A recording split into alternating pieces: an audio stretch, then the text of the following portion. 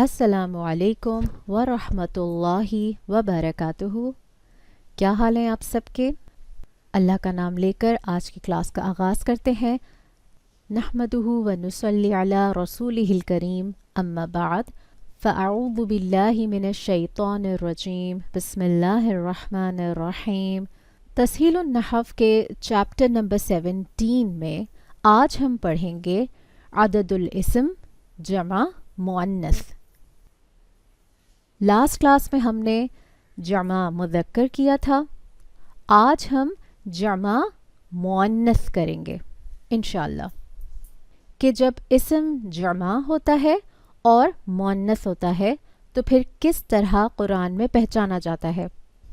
ہم نے 3 اعرابی حالتیں سیکھی ہیں، اور عربی زبان میں تسہیل النحو میں اعرابی حالتیں صرف 3 ہوتی ہیں: مرفوع، منصوب اور مجرور۔ اب جو آگے بات ہونے جا رہی ہے before going on to our new chapter جمع مؤنث کا اعراب، دس از سو امپورٹنٹ کہ آپ کو پچھلی کئی کلاسز ریوائز ہو جائیں گی اور کلیئرٹی بھی ہو جائے گی۔ اعرابی حالتیں کتنی ہوتی ہیں؟ صرف 3، لیکن اعراب بہت سارے ہوتے ہیں۔ اب تک ہم نے مرفوع اعراب ہم نے 4 سیکھے ہیں۔ مفرد اسم میں آپ نے سیکھا مرفوع بالضمہ 1 پیش، مفرد اسم میں سیکھا مرفوع بالضمتین 2 پیش۔ یہ ہے واحد اسم۔ اب آئیں مثنی اسم میں۔ مرفوع اعراب سیکھا ہم نے مثنی اسم کا مرفوع بالآنی، پھر مرفوع اعرابی حالت میں جمع اسم میں چوتھا اعراب ہم نے سیکھ لیا تھا جمع مذکر میں مرفوع بالاولی۔ تو یہاں پہ اعرابی حالت صرف ایک ہی ہے۔ اب دوسری اعرابی حالت وہ ہے منصوب۔ منصوب اعرابی حالت میں آپ نے اب تک 4 اعراب سیکھے ہیں۔ واحد کے 2، منصوب بالفتحہ، دوسرا ہے منصوب بالفتحتین، پہلے کا 1 زبر دوسرے کا 2 زبر۔ منصوب مثنی میں ہم نے ایک اعراب سیکھا ہے، وہ ہے منصوب بالعین۔ جمع مذکر کا منصوب اعراب جو ہم نے سیکھا ہے وہ ہے منصوب بالعین۔ اسی طرح اعرابی حالت مجرور کے بھی 4 اعراب ہیں۔ مفرد اسم کا مجرور اعرابی حالت کا اعراب جو ہم نے سیکھا وہ ہے مجرور بالکسرہ 1 زیر، اور دوسرا سیکھا مجرور بالکسرتین 2 زیر۔ مثنی میں ہم نے سیکھا مجرور مثنی اسم کا اعراب مجرور بالعینی۔ جمع مذکر کا مجرور اعراب ہم نے سیکھا مجرور بالعینہ۔ بیسیکلی یہ بتایا ہے کہ اعرابی حالتیں 3 ہیں: مرفوع، منصوب، مجرور۔ ان اعرابی حالتوں میں ہم نے اب تک کئی اعراب سیکھ لیے ہیں: 4 مرفوع کے، 4 مجرور کے، اور 4 منصوب کے۔ عدد الاسم جمع مؤنث میں 2 اور اعراب سیکھیں گے، اور یہ دونوں اعراب بھی آ جائیں گے اعرابی حالت مرفوع میں۔ یہ دیکھیے، جمع مؤنث اعراب جو آج ہم سیکھیں گے وہ مرفوع اعرابی حالت میں آئیں گے۔ ایک ہے آتو 1 پیش، دوسرا ہے آتن 2 پیش۔ اعرابی حالت مرفوع میں آپ ایڈ کر لیں تو یہ ٹوٹل ہو جائیں گے اب آپ کے پاس مرفوع اعراب 6۔ اس سے پہلے ہم نے مرفوع اعراب کتنے سیکھے؟ 4، جو ابھی ہم نے ریوائز کیا۔ اگر ہمیں یہ جمع مؤنث کی اینڈنگ ساؤنڈ پر گرپ آ جاتی ہے تو ہم مصحف میں کہیں سے بھی آتن اور آتو پہ ختم ہونے والے الفاظ کو آرام سے جمع مؤنث اسم کے طور پہ پہچان سکتے ہیں۔ جب رست میں جمع مؤنث اسم نکرہ ہوگا تو اینڈنگ ساؤنڈ آتن آئے گی۔ یہ آتن ساؤنڈ جو آ رہی ہے اس میں لمبی والی تا سے پہلے الف موجود ہے، الف کی تینوں کنڈیشنز یاد ہیں؟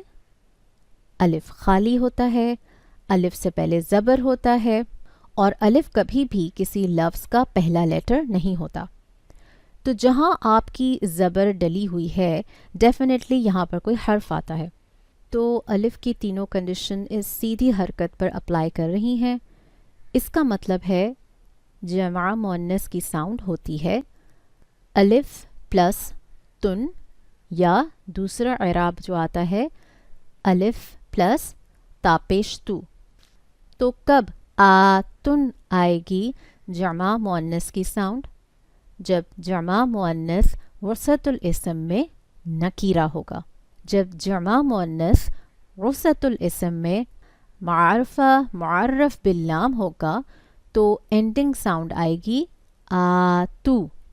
اب جیسے کہ یہاں پہ جو ہمارے پاس الفاظ ہیں صالحاتن، تائباتن، قانتاتن، ان تینوں الفاظ کے اینڈ میں کون سی ساؤنڈ آ رہی ہے؟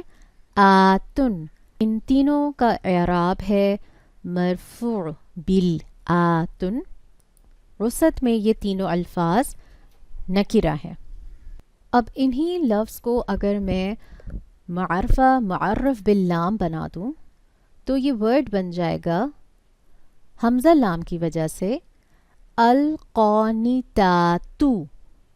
آتو ساؤنڈ آ جائے گی، سنگل پیش آ جائے گا.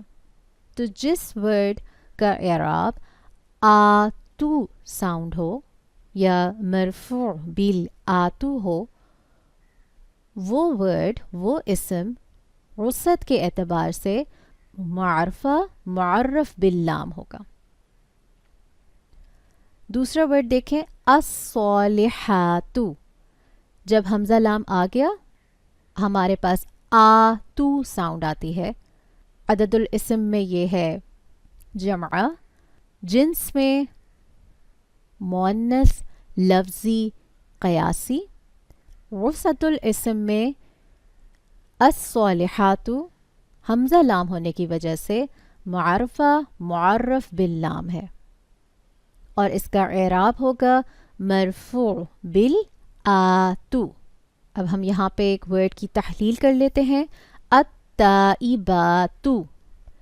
چاہے میں تا پر کوئی حرکت نہیں بھی لگاؤں، پھر بھی جب آپ نے دیکھا کہ یہ ورڈ سٹارٹ ہو رہا ہے حمزہ لام سے، تو یہ انڈرسٹوڈ بات ہے کہ جو آتو ساؤنڈ آ رہی ہے اینڈ میں، اس میں سنگل پیش ہوگا، ضمہ ہوگا، ضمتین نہیں ہوگا. آتو ہے یہ انڈرسٹوڈ بات ہے. ٹھیک ہے.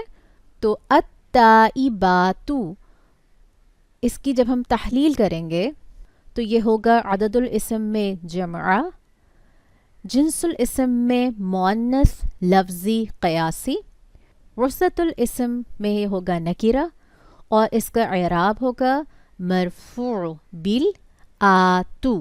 اب جمع مذکر اور جمع مؤنث میں کوئی کنفیوژن نہیں ہے کیونکہ they are completely different.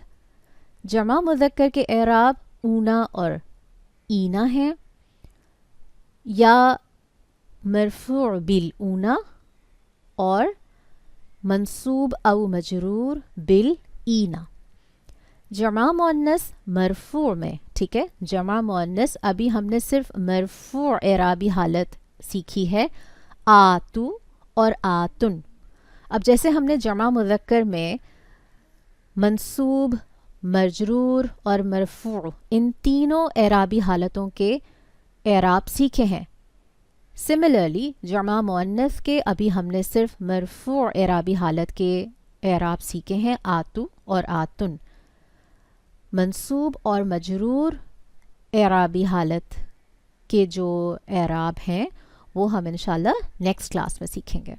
Next chapter میں ہم جمع مؤنث کے اعراب سیکھیں گے جن کی اعرابی حالت ہوتی ہے منصوب اور مجرور. اللہ تعالیٰ آپ کے علم میں برکت دیں اور آپ کے لیے قرآنک عربک گرامر کو پڑھنا سمجھنا آسان کر دیں.